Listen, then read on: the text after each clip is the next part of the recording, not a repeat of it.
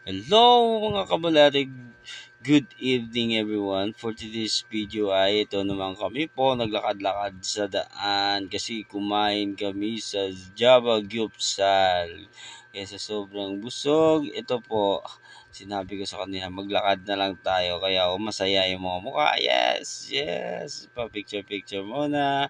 Yan, tignan niyo yung buntis. No? Parang ayaw na lumakad kasi sobrang busog yan, pati yung baby namin. Kaya happy talaga na magkasama kami magpamilya, magbanding everyday. Basta okay, may pera, busog. Wah! Yan, tignan mo si kuya. Yung tiyan niya, inaawa niya kasi sabi niya buntis din ako. Pero ang laman yon puro sanggol. Feeling era. Yan ang kuya ko. Akala niya, babae siya. Di niya alam, boy pa rin siya. Wah! Pero kahit ganyan, yung kuya namin, mabait yan. At masunurin. Pag siya ay kasama mo, masaya yan sa inumin. Ikaw ay tatawa na lang pag nalasing.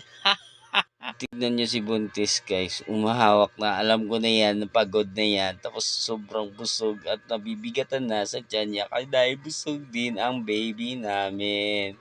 Kaya, sabi ko, maglakad-lakad lang kasi mas maganda sa iyo buntis na maglakad-lakad para exercise kasi palagi na lang yan siya nagtutulog, iga kasi bawal sa kanya mapagod kasi ano siya mabuntis parang maselan. Kaya sabi ko, konting lakad-lakad lang para matunaw yung ating kinain na sanggol. Kaya guys, kung sino gusto kumain sa Java Gyupsal, nandito lang po sa San Isidro Galas.